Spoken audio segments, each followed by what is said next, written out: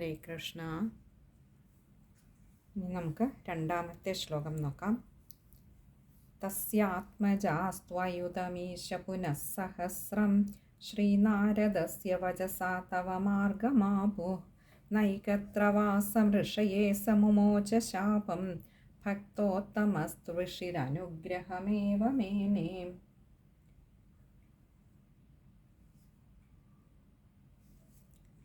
തസ്യാത്മജാസ്ത്വയുതമീശ.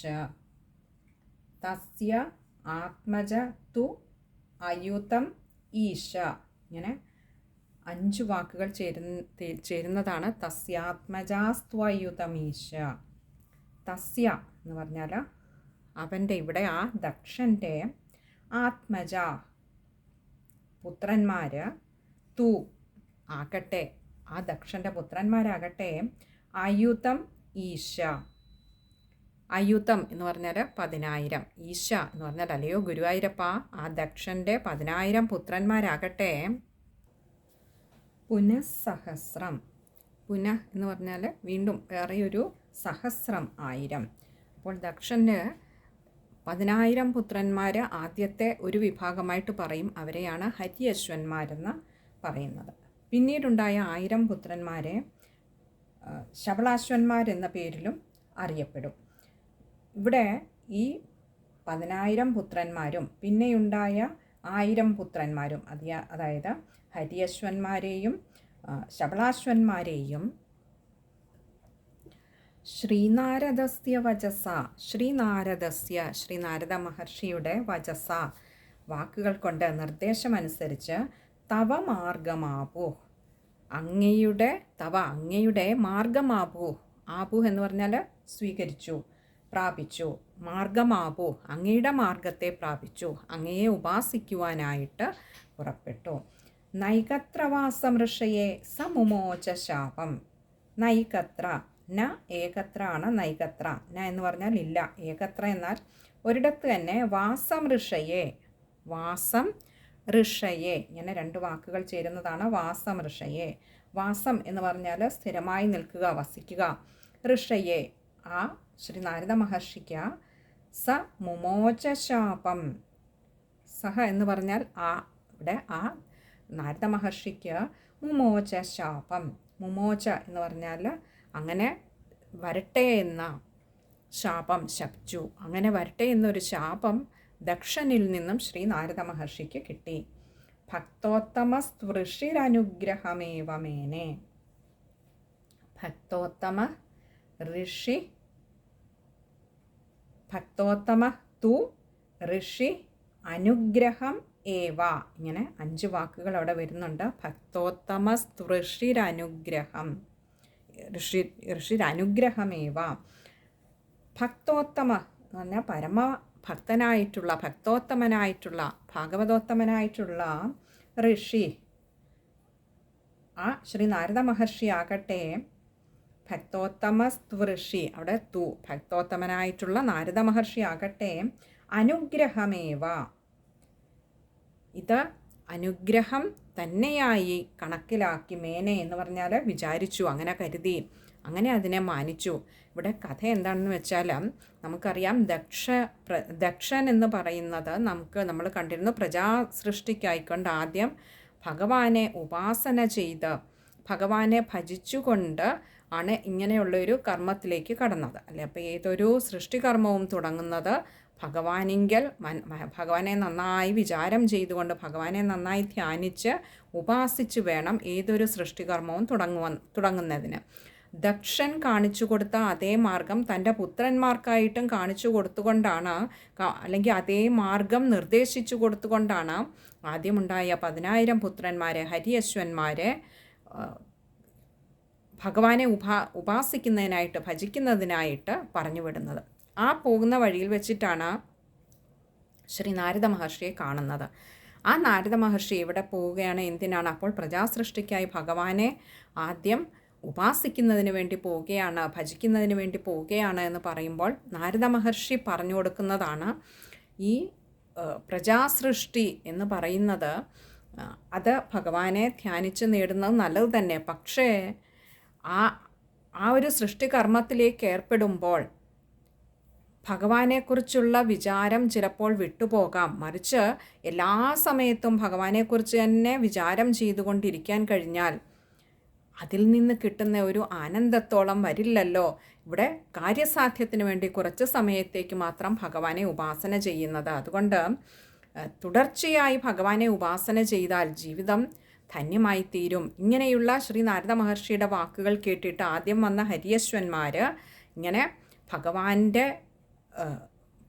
ഉപാസനയ്ക്ക് മാത്രമായിക്കൊണ്ട് ജീവിതം ഒഴിഞ്ഞു വെച്ചു. ഏതൊരു ലക്ഷ്യത്തിന് വേണ്ടിയായിരുന്നോ പിതാവായ ദക്ഷൻ പറഞ്ഞു വിട്ടത്, ആ ലക്ഷ്യമൊക്കെ ഉപേക്ഷിച്ചു, മനസ്സിൽ നിന്ന് വിട്ടിട്ടു പൂർണ്ണമായിട്ടും ഭഗവത് സേവയിൽ മുഴുകിക്കഴിയുന്നതിനായി പുറപ്പെട്ടു. തൊട്ടുപുറകെയാണ് 1000 പുത്രന്മാരായിട്ടുള്ള ശബളാശ്വന്മാരെയും. അപ്പോൾ ഹരിയശ്വന്മാർ ഇങ്ങനെ പുറപ്പെട്ട് നാരദ മഹർഷിയുടെ വാക്കുകളെ ശ്രവിച്ചുകൊണ്ട് ആ വഴിക്ക് പുറപ്പെട്ടു പോയി എന്ന് കേട്ടപ്പോൾ തന്നെ ദക്ഷന് നല്ല കോപമായി. എന്നാലും പിന്നീട് ഉണ്ടായ 1000 പുത്രന്മാർ ഈ ശബളാശ്വന്മാരെയും ഇതേപോലെ തന്നെ മൂത്ത പുത്രന്മാർക്കുണ്ടായ ആദ്യത്തെ പുത്രന്മാരായ ഹരിയശ്വന്മാർക്കുണ്ടായ ഒരു ദക്ഷൻ്റെ ഭാഷയിൽ നോക്കിയാൽ, ചിന്താഗതിയിലൂടെ നോക്കിയാൽ ഒരു ദുർഗതി. കാരണം ഇനിയും തൻ്റെ ആ സൃഷ്ടി കർമ്മം തുടർന്നു കൊണ്ടുപോകാനുള്ള അടുത്ത ഒരു തലമുറ പാകപ്പെടാതെ പോകുന്ന ആ ഒരു സങ്കടം കൊണ്ട് ശബളാശ്വന്മാരോടെല്ലാം മുൻകൂട്ടി പറഞ്ഞു തന്നെയാണ് വിടുന്നത്. പക്ഷെ ശബളാശ്വന്മാരും പോകുന്ന വഴി ശ്രീ നാരദ മഹർഷിയെ കാണുകയും നാരദ മഹർഷി ഇതേപോലെ തന്നെ ഭഗവത് തത്വത്തെ വേണ്ട വിധത്തിൽ വിചാരം ചെയ്യുന്നതിന് വേണ്ട മാർഗങ്ങളും ഉപദേശങ്ങളും നൽകുകയും അങ്ങനെ ആ മാർഗത്തിലൂടെ പോകുന്നത് തന്നെയാണ് ഏറ്റവും ഉത്തമമെന്ന് തിരിച്ചറിഞ്ഞ ഭഗവത് മാർഗം, ഭഗവത് വിചാരം ചെയ്യുന്നത് തന്നെയാണ് ഏറ്റവും വലിയ ശ്രേഷ്ഠമായ കാര്യമെന്ന് മനസ്സിലാക്കിക്കൊണ്ട് ശബളാശ്വന്മാരും തങ്ങളുടെ ജ്യേഷ്ഠ സഹോദരന്മാരായിട്ടുള്ള ഹരിയശ്വന്മാർ പോയ അതേ മാർഗത്തിലൂടെ പോകുന്നു. അതായത് പ്രജാസൃഷ്ടി എന്നുള്ള ചിന്തയൊക്കെ മനസ്സിൽ നിന്ന് വിട്ടിട്ട് ഒന്നിനും വേണ്ടിയല്ലാതെ ഒരു ലാഭേച്ഛ കൂടാതെ ഭഗവാനെ സദാ വിചാരം ചെയ്യുന്നതിന് ഉപാസിക്കുന്നതിനായിട്ട് പുറപ്പെടുന്നു. ഇനി ഒരു തിരിച്ചുവരവില്ല, ഞങ്ങളുടെ മാർഗം ഇത് തന്നെ, ഭഗവാനെ ഉപാസന ചെയ്യുക തന്നെ എപ്പോഴും എപ്പോഴും എന്നുള്ള വിചാരത്തിൽ പുറപ്പെട്ടു പോകുന്നു. ഇതറിഞ്ഞിട്ട് ദക്ഷന് വല്ലാതെ കോപം വരുന്നു. ആ കോപം വന്നിട്ട് ശ്രീ നാരദ മഹർഷിയെ, തൻ്റെ പുത്രന്മാരെയൊക്കെ വഴിതിരിച്ചു വിട്ട നാരദ മഹർഷിയെ ശപിക്കുകയാണ്. ഒരിക്കലും ഒരിടത്തും അധിക സമയം സ്ഥിരമായിട്ട് വസിക്കുവാൻ ഇടവരാതിരിക്കട്ടെ. എൻ്റെ പുത്രന്മാരെ എപ്രകാരമാണോ ഇങ്ങനെ ദൂരേക്ക് പറഞ്ഞു വിട്ടത് അപ്രകാരം സദാ അലഞ്ഞുകൊണ്ട് നടക്കട്ടെ എന്ന് ദക്ഷൻ്റെ കയ്യിൽ നിന്നും ശ്രീ നാരദ മഹർഷിക്ക് ഒരു ശാപം കിട്ടുന്നു. ഈ നാരദ മഹർഷിക്ക് കിട്ടിയ ഈ ശാപം കൊണ്ടാണത്രേ ഇന്നും ശ്രീ നാരദ മഹർഷി എമ്പാടും അലഞ്ഞുകൊണ്ട് ഭഗവത് സങ്കീർത്തനം ചെയ്തുകൊണ്ട് നടക്കുകയാണത്രേ. എപ്രകാരമാണോ ഹരിയശ്വന്മാരും ശബളാശ്വന്മാരും സദാ ഭഗവത് വിചാരത്തിൽ മുഴുകി അങ്ങനെ പോകുന്നത്, അതേപോലെ ശ്രീ നാരദ മഹർഷി അങ്ങനെ സദാ എങ്ങും ഇരിക്കാതെ അലഞ്ഞുകൊണ്ടേയിരിക്കുന്നു എന്ന് പറയാറുണ്ട്. എന്നാൽ ഇവിടെ ഭക്തോത്തമനായിട്ടുള്ള ആ ഋഷിക്കാകട്ടെ അനുഗ്രഹമേവമേനെ, ഇത് തനിക്ക് കിട്ടിയ വലിയൊരു അനുഗ്രഹമായിട്ടാണ് കണക്കാക്കിയത്. സജ്ജനങ്ങൾ എപ്പോഴും തങ്ങളുടെ ജീവിതത്തിലേക്ക് വരുന്നത് നമ്മുടെയൊക്കെ സാധാരണക്കാരായവരുടെ ലൗകികരായിട്ടുള്ള കാഴ്ചപ്പാടിൽ നമുക്കൊക്കെ അത് ദുഃഖമാണ് പ്രദാനം ചെയ്യുന്നതെന്ന് തോന്നുന്നത് പോലും സജ്ജനങ്ങൾക്ക് അത് അനുഗ്രഹമായിട്ടാണ് എടുക്കുന്നത്. കാരണം നമ്മൾ എവിടെയെങ്കിലും ഒരിടത്ത് കുറച്ച് സമയം വസിക്കുകയോ ഇരിക്കുകയോ ചെയ്യുമ്പോൾ പലപ്പോഴും നമ്മുടെ മനസ്സിൽ ആ ചുറ്റുപാടുകളോട്, ആ സാഹചര്യങ്ങളോട്, വ്യക്തികളോടൊക്കെ നമ്മളറിയാതെ നമ്മുടെ ഉള്ളിൽ തോന്നുന്ന മമതാബോധം അത് ബന്ധനത്തിന് കാരണമായി തീരും. ഇവിടെ അത് നന്നായി അറിയാവുന്ന ശ്രീ നാരദ മഹർഷി കരുതി, ഇതാണ് എനിക്ക് കിട്ടിയ ഏറ്റവും വലിയ അനുഗ്രഹം. എങ്ങും ഒന്നിനോടും ഒരു മമതാബന്ധമില്ലാതെ സദാ ഭഗവത് നാമം ഉരുവിട്ടുകൊണ്ട് ഭഗവാനെ കീർത്തിച്ചുകൊണ്ട് അങ്ങനെ നടക്കുവാൻ കഴിയുന്ന എനിക്ക് കിട്ടിയ വലിയൊരു അനുഗ്രഹമായിട്ടാണ് ശ്രീ നാരദ മഹർഷി അതിനെ കണക്കാക്കിയത്. ഇത് ഒരു സജ്ജനത്തിൻ്റെ ലക്ഷണം ആചാര്യന്മാർ പറയാറുണ്ട്. തങ്ങളുടെ ജീവിതത്തിലേക്ക് എന്തു തന്നെ വന്നാലും അതൊക്കെ തങ്ങളുടെ ജീവിതത്തിലേക്ക് ഭഗവാൻ തന്ന അനുഗ്രഹമായിട്ടാണ് കണക്കാക്കുന്നത് എന്ന്. ഇനി നമുക്ക് ആ ശ്ലോകം ഒന്നുകൂടി നോക്കാം. തസ്യാത്മജാസ്ത്വയുതമീശ പുനഃസഹസ്രം ശ്രീനാരദസ്യ വചസാ തവ മാർഗമാപോ നൈകത്ര വാസമൃഷയേ സമുമോച ശാപം ഭക്തോത്തമസ്തൃഷിരനുഗ്രഹമേവ മേനേ. ഈ ഒരു ശ്ലോകം വായിക്കുമ്പോൾ ശ്രദ്ധിക്കേണ്ട കാര്യങ്ങൾ, തസ്യാത്മജ, അവിടെ ദീർഘമുള്ളത് അകാരം നീട്ടിയെടുക്കുക. അതുപോലെ തസ്യാത്മജാസ്ത്വായുധം, തു ആയുധമാണ്, അത് വകാരമായിട്ട് വരുന്ന സ്ത്വായുധം, അവിടെ സ്ത്വാ എന്ന അക്ഷരത്തിന് അകാരം കൊടുത്ത് വായിക്കുക.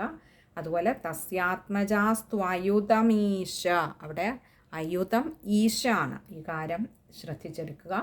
പിന്നെ അടുത്ത പുനഃസഹസ്രം, സഹസ്രം എന്നതിൻ്റെ ആദ്യത്തെ സായ കൂട്ടക്ഷരമാണ്.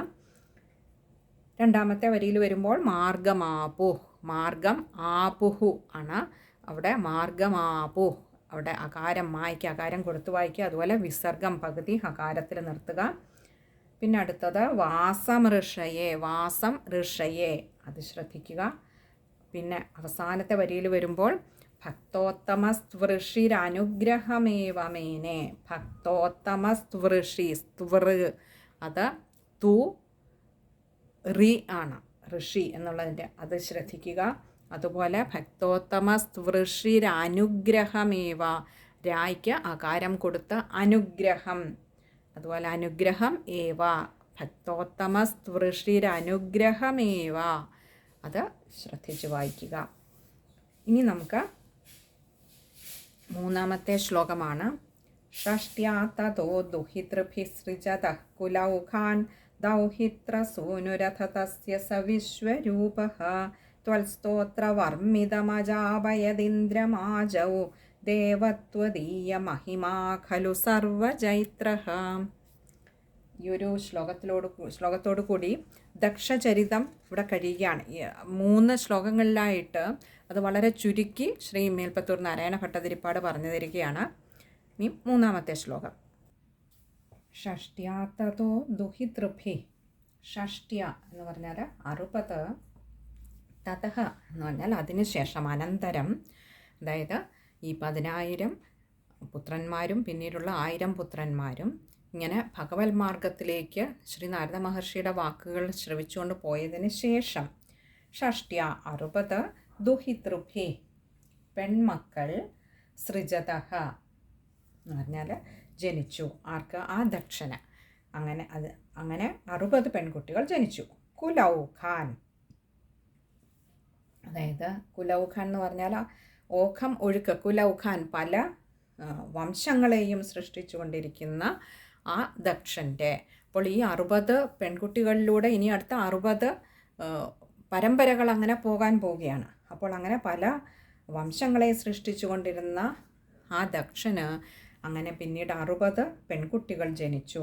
ആ പെൺകുട്ടികൾ ജനിച്ചു കഴിഞ്ഞ് ദൗഹിത്രസൂനുരഥ തസ്യ സ വിശ്വരൂപഃ, ദൗഹിത്രസൂനുരഥ, ദൗഹിത്രസൂനു അഥ, ദൗഹിത്ര എന്ന് പറഞ്ഞാൽ മക്കളുടെ മകനെയാണ് ദൗഹിത്ര എന്ന് പറയുന്നത്. ദൗഹിത്രസൂനു, മകളുടെ മകൻ്റെ മകന്, അഥ ആ മകനാകട്ടെ തസ്യ സ വിശ്വരൂപഃ, തസ്യ എന്ന് പറഞ്ഞാൽ ആ ദക്ഷൻ്റെ ആ മകനായിട്ടുള്ള സഹ, അവൻ അഥവാ ആ പുത്രൻ, ചെറുമകൻ്റെ മകന്, മകളുടെ മകൻ്റെ മകന്, മകൻ്റെ പേരാണ് വിശ്വരൂപഃ. വിശ്വരൂപൻ എന്നു പേരുള്ള ആ ദക്ഷൻ്റെ, തസ്യ ദൗഹിത്രസൂനുരഥ സഹ വിശ്വരൂപഃ, ആ ദക്ഷൻ്റെ മകളുടെ മകൻ്റെ മകനായിട്ടുള്ള ആ വിശ്വരൂപൻ ത്വൽസ്തോത്രവർമ്മിതം അജാപയദിന്ദ്രമാജൗ, ത്വൽസ്തോത്രവർമ്മിതം അജാപയദിന്ദ്രമാജൗ, അവിടെ ത്വൽസ്തോത്രവർമ്മിതം അജാപയത്, ഇന്ദ്രം ആജൗ, ഇങ്ങനെ 4 വാക്കുകളുണ്ട് അവിടെ. ത്വൽസ്തോത്രവർമ്മിതം, ത്വദ് അങ്ങയുടെ സ്തോത്രവർമ്മിതം, സ്തോത്രം കൊണ്ട്, അജാപയത് രക്ഷ ചെയ്ത് ജയിപ്പിച്ച, ആരെ? ഇന്ദ്രം ദേവേന്ദ്രനെ, ആജൗ, ആജൗ എന്ന് പറഞ്ഞാൽ യുദ്ധത്തിൽ. അപ്പോൾ പിന്നീട് യുദ്ധത്തിൽ ആ ദേവേന്ദ്രനെ പോലും ജയിപ്പിക്കാൻ ഈ ദക്ഷൻ്റെ മകളുടെ ചെറുമകൻ, മകൻ്റെ മകൻ ആയിട്ടുള്ള വിശ്വരൂപൻ അങ്ങയുടെ നാമം കൊണ്ട്, അങ്ങയുടെ സ്തോത്രം കൊണ്ട് രക്ഷ ചെയ്തു. ഒരിക്കൽ ദേവന്മാരും അസുരന്മാരും തമ്മിലുള്ള യുദ്ധത്തിൽ ഈ ദേവേന്ദ്രനെ ജയിപ്പിക്കുവാൻ വേണ്ടി വിശ്വരൂപൻ അങ്ങയുടെ നാമം പറഞ്ഞു കൊടുത്ത് ഉപദേശിച്ചു കൊടുത്തുകൊണ്ടാണ് ദേവേന്ദ്രനെ ജയിപ്പിച്ചത്. അത് നാരായണ കവചം എന്ന് പിന്നീട് അറിയപ്പെടുകയുമുണ്ടായി. അപ്പോൾ അതാണ് ഇവിടെ പറയുന്നത്, അങ്ങയുടെ സ്തോത്രം കൊണ്ട് രക്ഷ ചെയ്ത് ദേവേന്ദ്രനെ ജയിപ്പിച്ചു ആ വിശ്വരൂപൻ. എന്നിട്ട് പറയാം, ദേവ ത്വദീയ മഹിമാ ഖലു സർവജൈത്രഃ. ദേവ, അല്ലയോ ഗുരുവായൂരപ്പ, ത്വദീയ മഹിമ, അങ്ങയുടെ ആ മാഹാത്മ്യം, ഖലു സർവജൈത്രഃ, ആ മാഹാത്മ്യം തന്നെ സർവജൈത്രഃ, എല്ലാത്തിനെയും ജയിക്കുന്നതാണല്ലോ, എല്ലാത്തിനും മീതയാണല്ലോ അങ്ങയുടെ മാഹാത്മ്യം. അപ്പോൾ അങ്ങയുടെ മാഹാത്മ്യത്തെ പ്രതിപാദിക്കുന്ന നാരായണ കവചം എന്ന സ്തോത്രം ദേവേന്ദ്രന് പറഞ്ഞു കൊടുത്തുകൊണ്ട് ഘോരമായ ദേവാസുര യുദ്ധത്തിൽ ദേവേന്ദ്രനെ പോലും രക്ഷിച്ചത് ഈ ദക്ഷൻ്റെ മകളുടെ മകൻ്റെ മകനായിട്ടുള്ള വിശ്വരൂപനാണ്. ഇവിടെ ഈ ദക്ഷൻ്റെ മകൾ അദിതി എന്ന് പറയുന്ന മകളുടെ മകനാണ് ത്വഷ്ടാവ്. ത്വഷ്ടാവിൻ്റെയും മകനാണ് വിശ്വരൂപന്. ഇവിടെ ഒരിക്കൽ ദേവഗുരുവായിട്ടുള്ള ബൃഹസ്പതി കോപിച്ചിട്ട് ദേവേന്ദ്രനെ വിട്ടുപോകുന്ന ഒരു സന്ദർഭത്തിലാണ് അസുരന്മാർ, അതായത് മുന്നിൽ നിന്ന്, നമ്മൾ ഗുരു എന്ന് പറയുമ്പോൾ പുരോഹിതനാണ്, മുന്നിൽ നിന്ന് നയിക്കുന്നവനാണ്. അപ്പോൾ മുന്നിൽ നിന്ന് ആ ഹിതത്തിനനുസരിച്ച് വേണ്ടുന്നത് ചെയ്യുന്നവനാണ് പുരോഹിതൻ, അല്ലേ? അങ്ങനെ ദേവന്മാരുടെ പുരോഹിതനായിട്ടുള്ള, ദേവന്മാരുടെ ഗുരുവായിട്ടുള്ള, നമുക്ക് വേണമെന്ന്, നമുക്ക് നല്ലത് എന്താണോ അത് ഉപദേശിച്ച് തരുന്നവരെയാണ് നമ്മൾ ഗുരു എന്ന് പറയുന്നത്, അല്ലേ? അപ്പോൾ അങ്ങനെ ദേവന്മാരുടെ ഗുരുവായിട്ടുള്ള ബൃഹസ്പതി ഒരിക്കൽ ദേവേന്ദ്രനോട് കോപിച്ച് ഇന്ദ്രനെ ഉപേക്ഷിച്ച് പോയി. ആ സമയത്ത് ആണ് ഈ അസുരന്മാർ ദേവലോകം ആക്രമിക്കുന്നത്.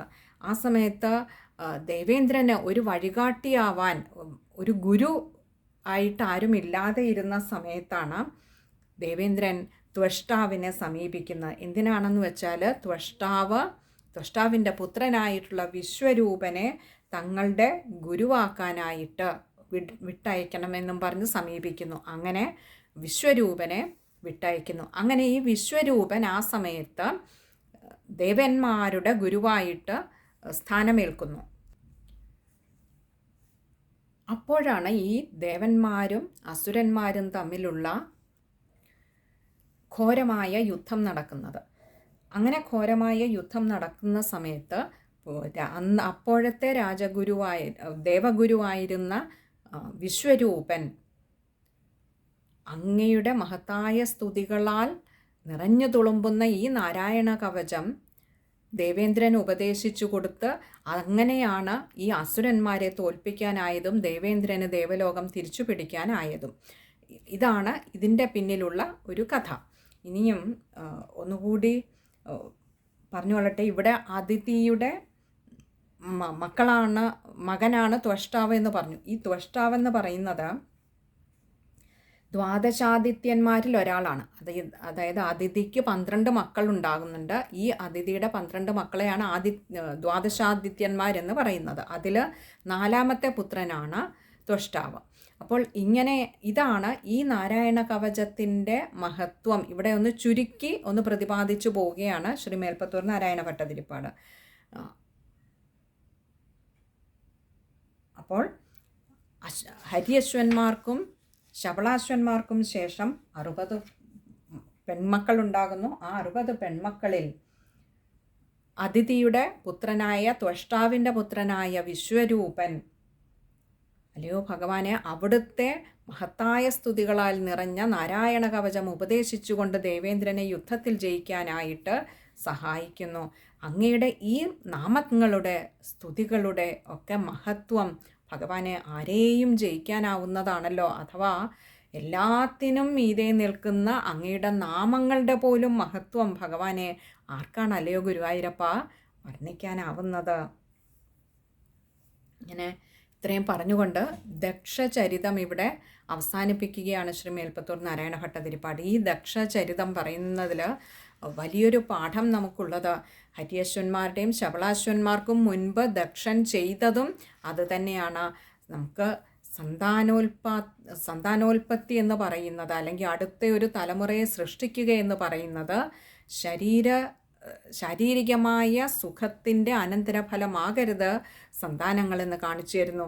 അതും ഭഗവാനെ അവിടുത്തെ നന്നായി ധ്യാനം ചെയ്തുകൊണ്ട് തന്നിലൂടെ ഇനിയും വരാൻ പോകുന്ന ഒരു തലമുറ നാളത്തെ ലോകത്തിന് ഗുണമായി ഭവിക്കണമേ, എല്ലാവർക്കും നന്മ വരുത്തുന്ന സൃഷ്ടികളായി മാറണമേ എന്ന പ്രാർത്ഥനയോടുകൂടി വേണം, സൽബുദ്ധിയുള്ള ആയുരാരോഗ്യങ്ങളുള്ള സന്താനങ്ങൾ ജനിക്കണമേ എന്ന് പ്രാർത്ഥിച്ചുകൊണ്ട് വേണം സൃഷ്ടികർമ്മം പോലും ചെയ്യുവാനെന്ന് നമുക്ക് പറഞ്ഞു തരുന്നുണ്ട് ഈ ഒരു ദക്ഷചരിതം. എങ്ങനെയാണ്, അതായത് വെറും മൃഗതുല്യമായിട്ട് നിദ്ര, മൈഥുനം, ഭക്ഷണം ഇത് മാത്രമായിട്ട് നമ്മുടെ ജീവിതം പോകാനുള്ളതല്ല. ഓരോ കർമ്മവും ചെയ്യുമ്പോൾ അത് ഭഗവത് വിചാരത്തോടുകൂടി നമ്മളിലൂടെ വരുന്ന ഓരോ സന്താനവും ഓരോ തലമുറയും ഇനിയും വരുന്ന ഒരു ലോകത്തിന് നന്മയ്ക്കായി ഭവിക്കണമേ, അവിടുത്തെ വിചാരമുള്ളവരായി ഭവിക്കണമേ, ഈ പ്രാർത്ഥനയോടുകൂടി വേണം ഓരോ സൃഷ്ടികർമ്മവും നടക്കുവാൻ. ഇവിടെ നമുക്ക് കയാധുവിൻ്റെ പുത്രനായി ഭക്തപ്രഹ്ലാദൻ വന്നുവെങ്കിൽ ഓർക്കുക, ഹിരണ്യകശിപുവിന് പ്രഹ്ലാദൻ എന്നൊരു പുത്രൻ ജനിക്കുമെങ്കിൽ നമുക്കുമൊക്കെ ദോഷങ്ങളുണ്ടാവാം. ആ ദോഷങ്ങളൊക്കെ നീക്കി നമ്മളെക്കാൾ മികവുറ്റതായ സന്തതികളെ നമുക്ക് ലോകത്തിന് സമ്മാനിക്കുവാൻ ഭഗവാൻ വിചാരിച്ചാൽ കഴിയും. അപ്പോൾ ഓരോ തലമുറയും കൂടുതൽ കൂടുതൽ മെച്ചമാകണമേ എന്ന് ഭഗവാനോട് പ്രാർത്ഥിച്ചുകൊണ്ട് വേണം അടുത്ത ഒരു പ്രജാസൃഷ്ടിക്കായിക്കൊണ്ട് നീങ്ങുവാൻ എന്നൊരു വലിയ പാഠം നമുക്കിവിടെ ഈ ദക്ഷചരിതം പറഞ്ഞു തരുന്നുണ്ട്. ഇനി നമുക്ക് ആ ശ്ലോകം, മൂന്നാമത്തെ ശ്ലോകം ഒന്നുകൂടി നോക്കാം. ഷഷ്ട്യാ തതോ ദുഹിതൃഭിഃ സൃജതഃ കുലൗഖാൻ ദൗഹിത്രസൂനുരഥ തസ്യ സ വിശ്വരൂപഃ ത്വൽസ്തോത്രവർമ്മിതമജാവയദിന്ദ്രമാജൗ ദേവത്വദീയ മഹിമാ ഖലു സർവജൈത്രഃ. ഈ ശ്ലോകം വായിക്കുമ്പോൾ ശ്രദ്ധിക്കേണ്ട കാര്യങ്ങൾ, ദുഹിതൃഭിഃ സൃജതഃ, അവിടെയൊക്കെ വിസർഗമുണ്ട്, പകുതി ഹകാരത്തിൽ വായിക്കുക. അടുത്തത് ദൗഹിത്ര സൂനുരഥ, രായ്ക്ക് അകാരം കൊടുത്ത് വായിക്കുക. പിന്നെ വിശ്വരൂപഃ, അവിടെയും വിസർഗമുണ്ട്, പകുതി ഹകാരത്തിൽ വായിക്കുക. ത്വൽസ്തോത്രവർമ്മിതമജാപയദിന്ദ്രമാജൗ, അവിടെ ത്വൽസ്തോത്രവർമ്മിതം അജാപയതാണ്, അതുകൊണ്ട് മായ്ക്ക് അകാരം കൊടുത്ത് വായിക്കുക. അതുപോലെ അജാപയദിന്ദ്രമാജൗ, ഇന്ദ്രം ആജൗ, അതും ശ്രദ്ധിക്കുക. പിന്നെ അടുത്തത് സർവജൈത്രഃ, അവിടെ വിസർഗമുണ്ട്, പകുതി ഹകാരത്തിൽ വായിക്കാൻ ശ്രമിക്കുക. ഇത്രയും കാര്യങ്ങളാണ് ഈ ഒരു ശ്ലോകം വായിക്കുമ്പോൾ ശ്രദ്ധിക്കേണ്ടതായിട്ടുള്ളത്. ഇനി അടുത്തത് 4ാമത്തെ ശ്ലോകം അടുത്ത സത്സംഗത്തിൽ കാണാമെന്ന് കരുതുന്നു. ഹരേ കൃഷ്ണ.